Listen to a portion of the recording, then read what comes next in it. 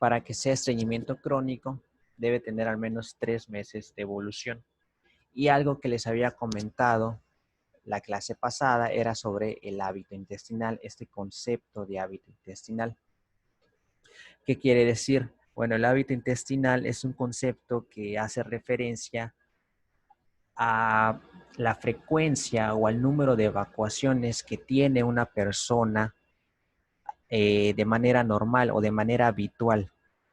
No es lo mismo el hábito intestinal o el número de evacuaciones al día que tiene un adulto mayor al que tiene un adulto joven o al que tiene un adulto o al que tiene una mujer embarazada. Si esto cambia. ¿Por qué? Pues por las diferentes características que tiene cada ser humano. Incluso dentro de los grupos etarios pueden haber cambios. Es decir, entre un adulto mayor y otro puede haber diferente hábito intestinal. Supongamos que es un adulto mayor que realiza ejercicio, se alimenta sanamente y demás, pues bueno, tendrá un hábito intestinal diferente a otro adulto mayor, quizá de la misma edad, que no realice ejercicio, que no se alimente de manera adecuada y demás. Entonces, el hábito intestinal es diferente en cada persona porque un adulto mayor puede tener 2 evacuaciones al día y otro adulto mayor puede tener 4. Entonces, eso va a depender de muchas otras características como ejercicio, alimentación, consumo de medicamentos, dependencia, que lo veíamos mucho en adulto mayor. Entonces, esto es algo que hay que tener en cuenta al momento del diagnóstico del estreñimiento. ¿Por qué? Porque un paciente les puede decir que tiene una evacuación al día o que tiene 2, tratándose, por ejemplo, de un adulto mayor. Y eso todavía no lo podemos considerar estreñimiento. Hay que considerar otras cosas, como lo vamos a ver ahorita con los síntomas. Sin embargo, hay que preguntarle al paciente cuál es su hábito intestinal para que a partir de este hábito intestinal veamos si ha habido una disminución en la frecuencia de las evacuaciones. Si ha habido una disminución del hábito intestinal, podemos empezar a considerar, a considerar estreñimiento aunado con las demás características: dolor, aumento en la consistencia de las heces, un esfuerzo mayor para expulsarlas y demás. Ahorita vamos a ver esa parte de los síntomas, ¿ok? Pero a grandes rasgos, así podemos definir estreñimiento, ¿ok? Bien, en cuanto a los síntomas, eh, estos síntomas están basados en un estudio que se realizó en México con 1041 sujetos de estudio, ¿ok? Y se trató de demostrar o de reflejar cuáles eran los síntomas más comunes en población mexicana, ¿ok? El síntoma que más se encontró o el más común, hablando del 47% de estos 1041 sujetos, se vio que el síntoma más común era la sensación de pujo y o esfuerzo para evacuar. Es decir, que el paciente tiene que generar un esfuerzo mayor al habitual para generar la evacuación. ¿Ok? Tiene que haber un esfuerzo mayor al normal, al habitual, para generar la evacuación. ¿Ok? Ese es el síntoma más común en pacientes con estreñimiento en población mexicana. ¿Ok? El segundo síntoma más encontrado, que fue en el 27% de los pacientes, es evacuaciones duras o enesívalos poco frecuentes, menor a 3 por semana. ¿A qué nos referimos con esívalos? Nos referimos con pequeñas bolitas, por así decirlo, que van a tener esta forma, las evacuaciones. ¿Sí? Estas formas de bolitas eh, son las que van a tener esta característica de las heces, ¿ok? O sea, una característica poco frecuente, ¿no? Poco normal. Y por lo mismo es que al ser duras, al aumentar la consistencia de las heces, es que se vuelven duras y al volverse duras generan estos esívalos, estas pequeñas bolitas. ¿Ok? Entonces, este es otro síntoma de lo que puede ser estreñimiento. ¿Ok? Hay una sensación de esfuerzo mayor para evacuar y cuando se evacúa, son heces duras y en forma de cíbalos, ¿ok? En forma de bolita. Ese es otro síntoma. El siguiente síntoma encontrado es una frecuencia inferior a la deseada, es decir, tomamos en cuenta el hábito intestinal del paciente para decir si ha habido una frecuencia menor a la normal. Por ejemplo, si el paciente tenía 3 evacuaciones al día, independiente del grupo etario, el paciente tenía 3 evacuaciones al día. Se le pregunta y ahora resulta que tiene 2 o que tiene una. Podemos empezar a decir que es un síntoma de estreñimiento, es una frecuencia inferior a la deseada. Aunado, obviamente, a evacuaciones duras o enesívalos, a la sensación de pujo o esfuerzo mayor para evacuar. ¿Okay? El cuarto síntoma, que de hecho se encontró en la misma cantidad que la frecuencia inferior a la deseada, en el 8% de los 1041 sujetos estudiados, es la cantidad escasa. Es decir, que haya muy poquita evacuación.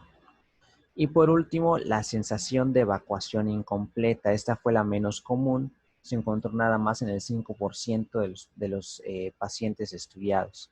Esta sensación de evacuación incompleta quiere decir que el paciente al terminar de evacuar, tiene esta sensación de que no ha terminado y de que aún tiene esa sensación de seguir evacuando, pero ya no puede, ¿ok? Precisamente por el estreñimiento. Entonces, ha terminado, pero siente que no ha terminado. Tiene esta sensación de que aún puede seguir evacuando, pero, repito, por cuestión del estreñimiento, no puede, ¿ok? Estos son los 5 síntomas que se han encontrado en población mexicana, del más común al menos común. A un ladito tienen el porcentaje. ¿Okay? Esto que ven en el cuadrito azul también son síntomas de estreñimiento, sin embargo, no son síntomas que de acuerdo al consenso, que es lo que les estoy mostrando, el consenso mexicano de estreñimiento por la revista de Gastroenterología de México, este cuadrito azul lo mencionan también como síntomas de estreñimiento, sin embargo, no se han encontrado en gran proporción como síntomas de población mexicana o no lo han reportado como síntoma de población mexicana. Sin embargo, si se llega a encontrar estas acciones en el paciente, también se puede considerar como síntoma de estreñimiento.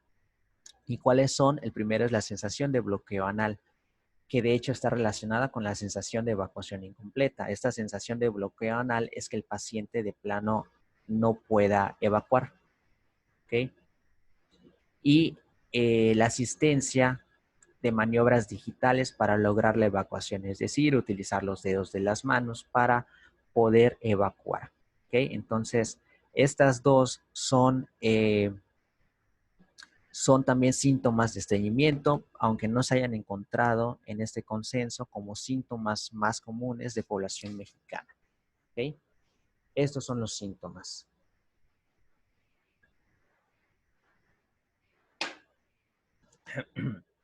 En cuanto a la epidemiología, vamos a ver que la prevalencia, de acuerdo a este estudio, a este compendio de metaanálisis, que es el consenso, se mostró que la prevalencia en mexicanos es del 14.4%.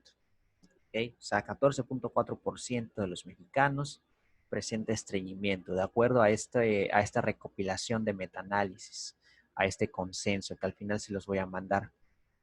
Entonces, teniendo en cuenta que para el 2018 éramos 126.2 millones de mexicanos, pues hablamos del 14.4% de ese 126 millones que tienen estreñimiento, ¿okay? O que padecen estreñimiento en México. Eso es en cuanto a la epidemiología.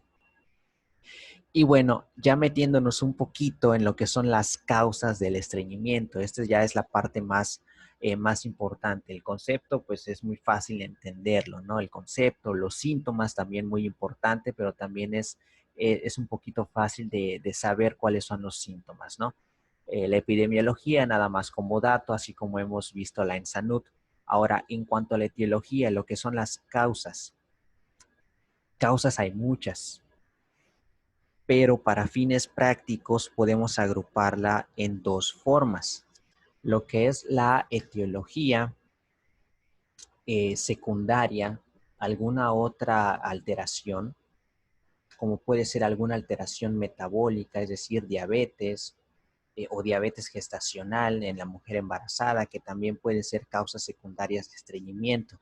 Recuerden que cuando vimos aspectos a considerar para la nutrición en la mujer embarazada, mencionábamos que por crecimiento del feto hay un desplazamiento mecánico de los órganos del aparato digestivo, entre ellos el intestino delgado. Entonces, al haber ese desplazamiento mecánico, pues se pueden generar eh, otros síntomas, como algunos síntomas de estreñimiento. Y esto se debe a alteraciones metabólicas, como puede ser la diabetes gestacional que se genera en el embarazo, simplemente la diabetes, o también por alteraciones mecánicas, cuestiones hormonales en el embarazo o la misma cuestión mecánica del desplazamiento de órganos digestivos en el embarazo me puede generar estreñimiento. Y eso también lo poníamos a consideración en los aspectos a considerar para la nutrición en la mujer embarazada. ¿Okay? Lesiones estructurales también pueden ser causas de estreñimiento, algún tipo de cáncer, alguna cirugía. Como veíamos también, cirugías también pueden generar diarrea. Hay algunas que por reserción también pueden generar estreñimiento. ¿Sí? Que hay alguna reserción del intestino grueso, del intestino delgado, también pueden generar estreñimiento. Hay algunos medicamentos, ahorita los vamos a ver, que también pueden generar estreñimiento. ¿Okay? Y les resalto como causa secundaria, junto con lesiones estructurales, junto con medicamentos, junto con alteraciones metabólicas, les pongo esta cuestión neurológica en negritas, también como causa secundaria de estreñimiento, porque las cuestiones neurológicas también son una de las principales causas de estreñimiento. ¿Okay? Todo lo que es el estrés, todo lo que es trastornos mentales también pueden generar estreñimiento, todo lo que esté relacionado con alguna cuestión neurológica, incluso el envejecimiento está relacionado por ahí con cuestiones neurológicas, puede desarrollar estreñimiento.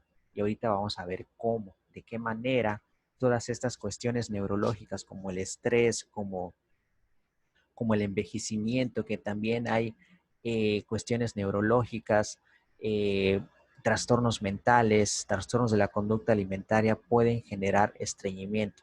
¿Okay? Pero principalmente cuestiones neurológicas como el estrés, pues sí pueden generar estreñimiento, que es una de las principales. ¿Okay? Y ahorita vamos a ver por qué.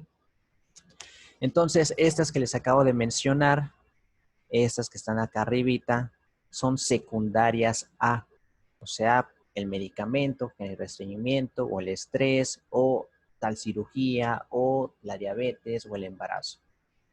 Cuando se ve que el estreñimiento no es ocasionado por ninguna de estas, se considera que se trata de estreñimiento primario o idiopático. ¿Okay? Es decir, que no se conoce la razón por la cual se genera el estreñimiento. ¿Okay? Esas son las dos, digamos, clasificaciones para lo que es la etiología.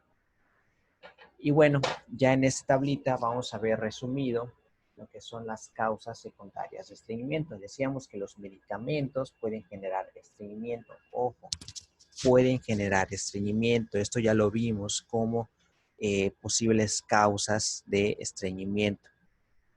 ¿Ok? No quiere decir que el paciente que consuma ciertos medicamentos va a generar estreñimiento. Puede generarlo. ¿Ok? Por ejemplo, en los antipsicóticos. Antipsicóticos se da en pacientes, por ejemplo, que tienen esquizofrenia, porque pacientes con esquizofrenia pueden cursar con episodios psicóticos. Estos medicamentos pueden generar estreñimiento y es muy común en el paciente que tiene esquizofrenia que genere estreñimiento. ¿Okay? Entonces, estos pacientes, aunado al consumo de medicamentos, que tienen como efectos secundarios el posible estreñimiento, tienen un trastorno mental que afecta a nivel neurológico y que por lo tanto también puede afectar el estreñimiento. Entonces, por dos razones secundarias, el paciente con esquizofrenia puede tener estreñimiento. Una es por los medicamentos y la otra es porque tiene una cuestión neurológica, un trastorno mental que afecta a nivel neurológico, a nivel del sistema nervioso entérico y por lo tanto puede tener estreñimiento, o sea, por dos razones. Y por eso es que es muy común que el paciente con esquizofrenia tenga estreñimiento. ¿Ok? Aquí tenemos los demás medicamentos que pueden generar estreñimiento, pero repito, en el paciente con esquizofrenia es muy común, es casi un hecho de que el paciente que curse con esquizofrenia crónica tenga estreñimiento. ¿Ok?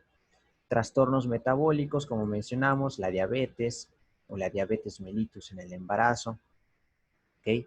Y demás trastornos metabólicos, trastornos de, o sea, un metabolismo inadecuado de carbohidratos, lípidos y de proteínas también pueden generar estreñimiento, ¿ok?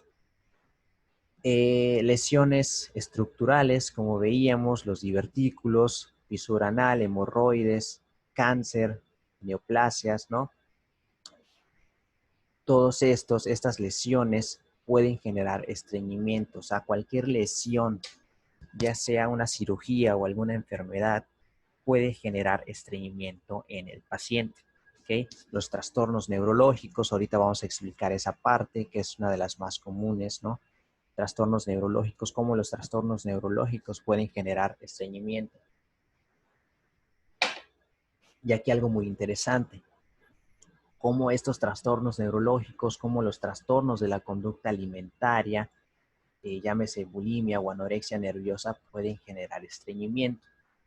Entonces, aquí se los voy a explicar a grandes rasgos. Por ejemplo, un paciente con bulimia es un paciente que tiende a consumir grandes cantidades, grandes volúmenes de alimento en cuestión de segundos o en cuestión de minutos. ¿Okay? Entonces, genera lo que se conoce un atracón. ¿Okay? Consumen grandes volúmenes de alimentos en cuestión de segundos, cuestión de minutos. ¿Qué pasa? Que horas después de consumir este volumen grande de alimentos viene la actitud compensatoria. La principal actitud compensatoria es generar el reflejo del vómito. ¿Okay? No es la única actitud compensatoria, pero sí es la principal. Hay otras actitudes compensatorias como hacer ejercicio de manera irracional con el objetivo de perder el peso, entre comillas, generado por haber consumido esos alimentos. Entonces, algo importante a saber es que esta actitud compensatoria no se genera minutos después del atracón, se genera horas después de haber generado el atracón. Entonces, horas después, 3, 4 horas después, el alimento se encuentra en el estómago, no se encuentra en el intestino. Entonces, este es el motivo por el cual cuando la persona que tiene bulimia genera el vómito, genera un reflujo gastroesofágico, es decir, se devuelve, hay un reflujo retrógrado de lo que es el contenido gástrico hacia el esófago y por tal motivo puede dañar el esmalte de los dientes, puede generar mal aliento en el paciente. A lo que voy es que el alimento no llega al intestino delgado. ¿Okay? Si es un paciente con bulimia que en repetidas ocasiones genera estos atracones y horas después genera el reflejo del vómito, eso hace que el alimento vaya de la boca al esófago al estómago y horas después, cuando se quiere dar el reflejo del vómito, del estómago pase al esófago y se vomite, se genera el reflejo del vómito. El punto es que el alimento no llega al intestino delgado, porque antes de llegar al intestino delgado, ese alimento ya fue devuelto a partir del reflejo del vómito generado por la actitud compensatoria. Entonces, el alimento no llegó al intestino delgado. Y si el alimento no llegó al intestino delgado, no hubo ningún reflejo sensitivo por parte de las neuronas sensitivas para estimular la contracción del intestino delgado. Recuerden que cuando hay alimento, bueno, ya no se llama alimento, se llama quimo. Cuando el quimo llega al intestino delgado, hay una señalización hormonal para que el intestino delgado genere las contracciones mecánicas, genere la peristalsis y así genere la digestión. ¿Sí? Y lo que es la propulsión del quimo en el intestino delgado y se genere digestión y absorción. Pero si no hay alimento en el intestino delgado, pues no hay señales para que se contraiga el intestino delgado y por lo tanto se genera lo que es un hilio paralítico, es decir, no hay contracción del intestino delgado, no hay peristalsis y si no hay peristalsis, de manera crónica se puede generar un estreñimiento. ¿Okay? Y eso es algo que ocurre principalmente en pacientes con bulimia o anorexia nerviosa. ¿Okay? Y les comento esto de los dientes, del esmalte, del daño en el esmalte en los dientes, del daño en lo que es el aliento, se genera un mal aliento, porque a diferencia de anorexia nerviosa, la paciente o el paciente con bulimia es muy difícil de identificar porque tienden a esconderse cuando realizan estas conductas compensatorias y también cuando realizan estos atracones. Entonces, es muy difícil identificarlos porque la composición corporal de la paciente con bulimia es normal, ¿sí? No tiene una pérdida de peso, no hay un cambio en el peso, en la composición corporal de la paciente con bulimia, algo muy, digamos, característico en la paciente con anorexia. ¿Sí? Ya en pacientes con anorexia ya existe una dismorfia corporal en donde la paciente está muy delgada porque de plano no ingiere alimentos por un miedo irracional a subir de peso. Entonces, sí hay un cambio en la composición corporal en la paciente con anorexia, que es muy fácil identificar, a diferencia de la paciente con bulimia, que incluso puede tener un peso normal o ligero sobrepeso, pero nada llamativo para que se piense que la paciente tiene bulimia. De ahí identificar el daño en el esmalte dental, de ahí identificar el mal aliento, que ya es un poco difícil de eliminar cuando ya se genera el reflejo del vómito de manera excesiva, y también identificar en los nudillos, en los dedos de la mano, ciertas lesiones que se pueden generar en los dedos, en los nudillos de la mano, porque la paciente se genera el reflejo del vómito con los dedos. Entonces, eso puede generar a largo plazo que se dañen los nudillos y genere una marca característica de las pacientes que tienen bulimia. ¿Okay? Entonces, estas serían algunas de las razones por las cuales en trastornos de la conducta alimentaria se puede generar estreñimiento. ¿Okay? Además de las consecuencias que tiene el daño de provocarse el vómito, ¿no? El daño en los esfínteres esofágicos, que puede generar que la paciente tenga reflujo sin necesidad de generarse el vómito, ¿no? Consume un alimento y como los esfínteres del esófago ya están dañados de tanto vómito, pues ya nada más por caminar o por brincarse regresa el contenido del estómago, hay un reflujo gastroesofágico sin necesidad de tener el vómito. ¿Okay? Entonces, estas son las razones por las cuales puede haber estreñimiento en trastornos de la conducta alimentaria. En cualquier trastorno neurológico también se puede generar estreñimiento. Ahorita vamos a ver las razones, la fisiopatología de cómo en el estreñimiento, perdón, de cómo los trastornos neurológicos pueden generar estreñimiento. ¿Okay? Aunado a lo que son los medicamentos. ¿Okay? Trastornos cognitivos, inmovilidad prolongada, por supuesto. Recuerden que el ejercicio físico es una de las razones por las cuales disminuye la peristalsis, ¿sí? Si es un paciente que no realiza ejercicio o es un paciente que está encamado en un hospital, pues va a disminuir lo que es su actividad física, el ejercicio físico. Y recuerden, repito, que el ejercicio físico es una de las razones por las cuales se genera la peristalsis, que además que disminuye el estrés. Entonces, si disminuye la peristalsis por falta de actividad física, pues se puede generar estreñimiento. ¿Okay? Bien.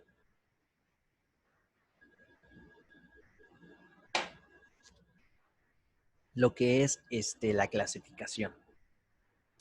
Podemos tener estreñimiento con tránsito colónico lento, es decir, que haya una peristalsis lenta en el colon, que haya un estreñimiento asociado a disinergia defecatoria o un estreñimiento con tránsito colónico normal, o sea, un estreñimiento funcional o idiopático.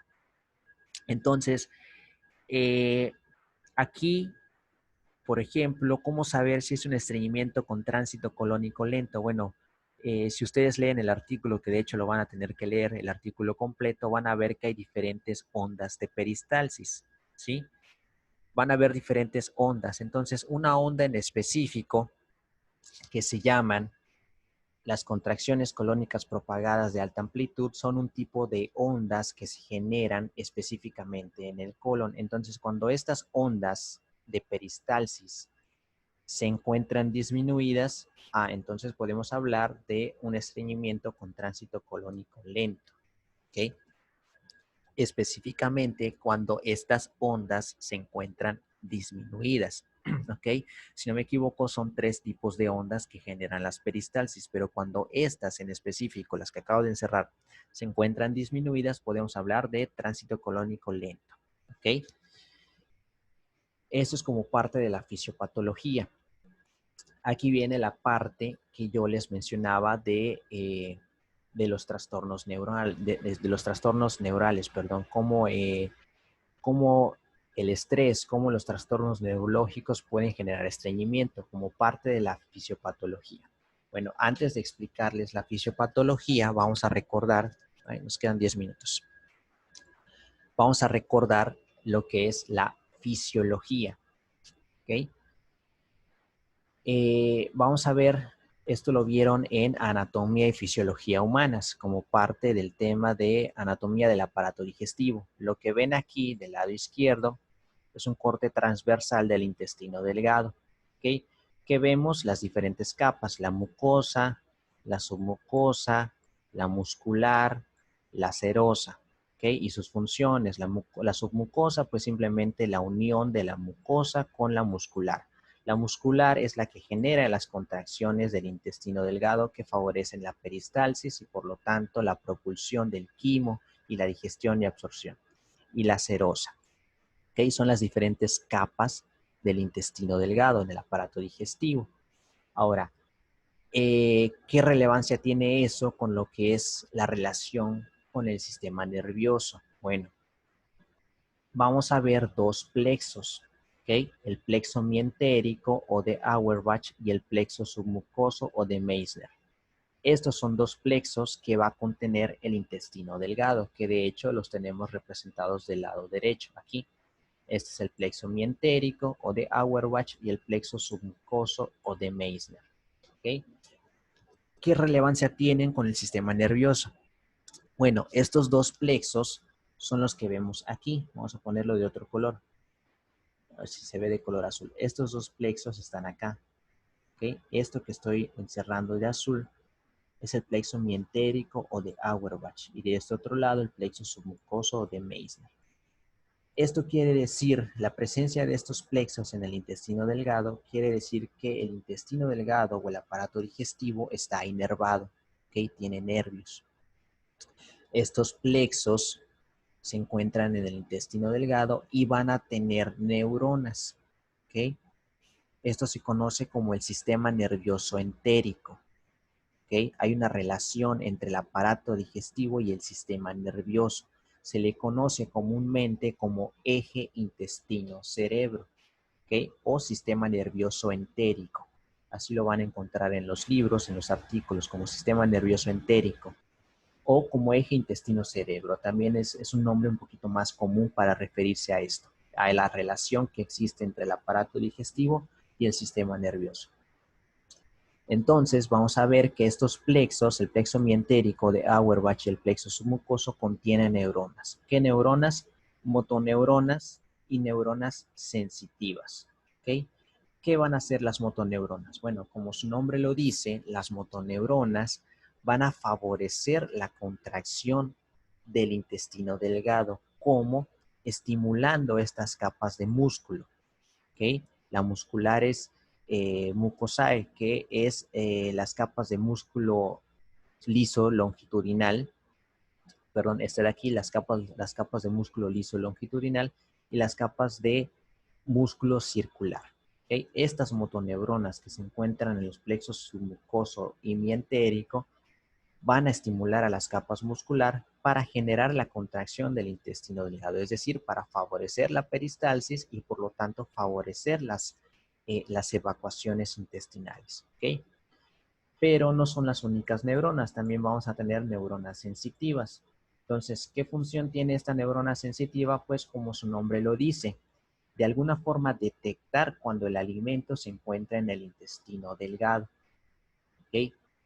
Esa sensación de que el alimento se encuentra en el intestino delgado y generar la señalización para que la motoneurona, ¿sí? Una vez que la neurona sensitiva detecta que hay quimo, que hay alimento en el intestino delgado, estimula a la motoneurona para que la motoneurona estimule a su vez a las capas de músculo liso, longitudinal y circular de la muscularis del intestino delgado, y las capas musculares generen contracciones en el intestino delgado, favoreciendo la peristalsis y por lo tanto las evacuaciones intestinales. ¿Okay? Esto es algo que ocurre de manera fisiológica. Esto de hecho lo vieron en anatomía y fisiología del aparato digestivo. Es simplemente repaso. Pero bien, ¿cómo esto se ve afectado? Bueno, recuerden que vimos que hay trastornos neurológicos. Entonces, en cualquier alteración neurológica, llámese estrés, llámese un estrés crónico, no un estrés agudo, no un estrés crónico, trastornos de la conducta alimentaria, esquizofrenia, episodios psicóticos y demás, estas alteraciones van a alterar a su vez el número de neuronas en los plexos mientéricos, tanto de motoneuronas como de neuronas sensitivas. ¿Okay? Van a alterar el número de neuronas.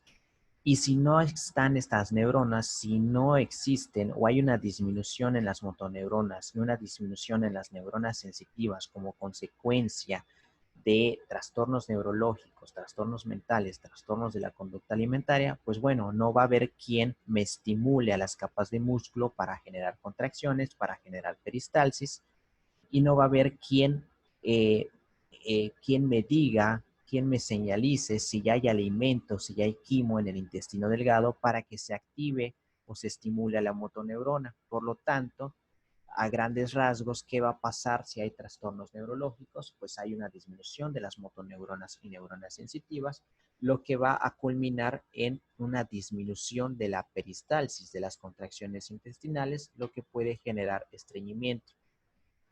Aunado a que una disminución en estas neuronas, pues hay una disminución en lo que es la sustancia P, es un neurotransmisor excitatorio que también influye en lo que son las contracciones intestinales y en lo que son también las células intersticiales de Cajal, que son las que regulan las contracciones, entre otras cosas, porque tienen más funciones, regulan las contracciones del intestino delgado. Entonces, cualquier trastorno mental o cuestión neurológica va a generar una disminución de las motoneuronas y neuronas sensitivas, de las células intersticiales de Cajal, que son las que regulan las contracciones intestinales, las que regulan la peristalsis en la sustancia P, y de estas neuronas que también influyen en lo que son las contracciones intestinales, en la peristalsis. Entonces, si hay una disminución de estas neuronas, pues no hay contracción, no hay peristalsis y se favorece el estreñimiento. ¿Okay? Esto porque hay una relación entre el aparato digestivo y el sistema nervioso, que se conoce como eje intestino-cerebro o sistema nervioso entérico. Es decir, hay neuronas como tal, hay neuronas en el aparato digestivo. Hay motoneuronas y neuronas sensitivas en el intestino delgado, donde específicamente en el plexo mientérico o de Auerbach y en el plexo submucoso. ¿Okay? De ahí que se diga que hay una relación entre el intestino delgado y el cerebro, o entre el aparato digestivo y el cerebro o el sistema nervioso. Se conoce como eje intestino-cerebro. ¿Okay? Hay neuronas en el aparato digestivo. Bien, nos quedan 2 minutos. Voy a cortar aquí la primera clase mientras se graba. Este, tomen un pequeño descanso porque sí tarda en guardarse el video que tengo, como 5 minutos. Entonces voy a cortar ahorita y en 5 minutos les vuelvo a mandar el siguiente link. ¿Ok? Ahorita continuamos.